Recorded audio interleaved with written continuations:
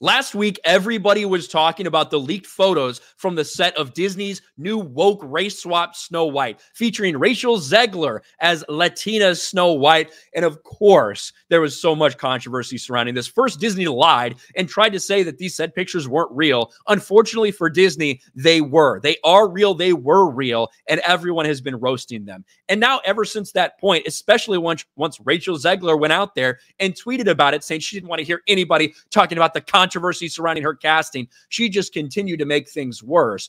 And now a lot of people are paying attention. This was recently found, an old interview that Rachel Zegler and Gal Gadot did at D23 or Disney Expo.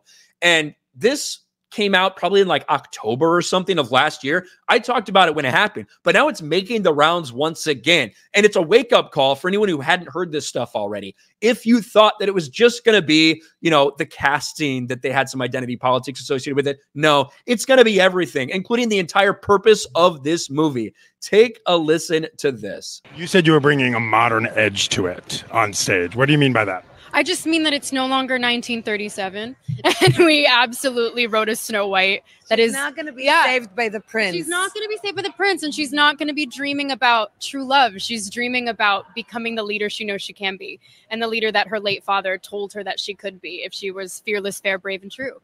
And so it's just a really incredible story for, I think, young people everywhere to see themselves in. Snow White is running for president.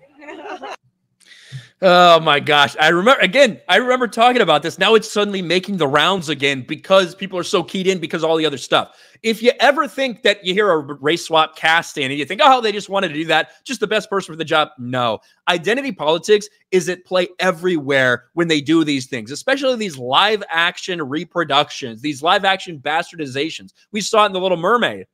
It wasn't just the casting of Halle Bailey. It was the entire story and what they did to change it to make it more acceptable for modern day feminism. And now you have Rachel Zegler telling everybody it's not 1937 anymore. You know, the entire plot and purpose of the Snow White movie? Yeah, we're not going to do any of that. It's about her being the leader that her dead dad said that she could be.